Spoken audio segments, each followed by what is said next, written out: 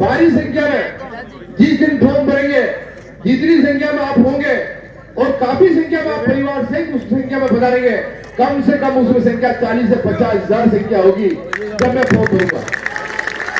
मंजूर है ना आपको? आप तैयार है ना?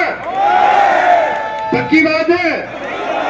तो आप सब लोगों को, क्योंकि पिछले 2-3 दिन से मेरे भी फॉर्म खूब आए, खूब चर्चाएं हुई, काफी बातें हुई और मुझे भी कहीं सही बहुत से पत्रकार भाई बाहर भी जाना पड़ा तो बाहर भी गया।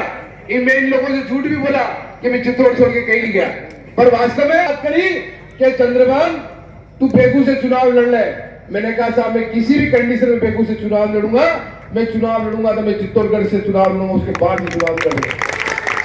मैंने, क्योंकि आप लोगों ने पहले भी सीटें दूसरी खराब करी थी, मैं सीटें खराब करने नहीं चाहता हूं, मैं चुनाव लड़ूंगा तो यहां से लड़ूंगा। उन्होंने कहा आपको बाद में देख लेंगे, आपको लोकसभा चुनाव लड़ा देंगे, कहीं आपको पार्टी सेट कर देगी। मैंने कहा जनता का स्नेह और प्यार है, मैं चुनाव जनता के साथ लड़ूंगा, जनता के साथ खड़ा रहूंगा और आप जब भी करेंगे मैं आपकी आज्ञा का पालन जरूर करूंगा, पर ये चुनाव तो मैं जनता के साथ लड़ूंगा और जनता के साथ खड़ा रहकर लड़ूंगा। ये वादा मैं आप लोगों को बलबूते पर आप लोगों को मैं करके आया हूं और आज भी कर रहा हूं। कहीं पे भी मैं दिल्ली जाऊं, जयपुर जाऊं या कहीं मेरे बुलाए, मैं जाने के लिए तैयार हूं, पर जब भी जो फैसला लूंगा इस जनता के बलबूते पे लूंगा और जनता के बलबूते पे मैं चुनाव चित्तौड़ करके लड़ूंगा। उसके अलावा और कोई बात नहीं है।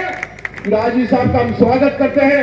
राजीव साहब को 15 साल तक यहाँ से जनता ने वोट दिया है, कहीं कोई दिक्कत नहीं है। हम जनता राजीव साहब के प्रति कोई एंटी नहीं है, पर हम लोगों की मांग है कि आप वर्षों तक यहाँ रहे हो, हम अब लोकल एमएलए चाहते हैं, यहाँ का विधायक चाहता है, यहाँ का एमपी चाहता है, यहाँ का चेयरमैन चाहता है, लोकल प्रधान चाहता है। इसलिए हम राजीव साहब का विरोध नहीं करें। राजीव साहब को तो बड़े नेता है, राजीव साहब को तो राजस्थान में कहीं से चुनाव लड़ सकती है, कहीं से लोकसभा चुनाव लड़ सकती है, कहीं से राज्यसभा चुनाव लड़ सकती है। इसलिए हम हाथ छोड़कर राजीव साहब से रिक्वेस्ट करते हैं, आपको अब हमारे पूजनीय है, पूजनीय भविष्य में रहेंगे, क्योंकि शेखावत साहब को आदर्श लेकर हमने नेतागिरी करना सीखी है। अब बाबू साहब भी हमारे आदर्श है, इसलिए हम राजीव साहब से रिक्वेस्ट करते हैं, आपका हम विरोध नहीं करें। विरोध तो हम जब करेंगे जब हम यहाँ से चुनाव लड़ेंगे।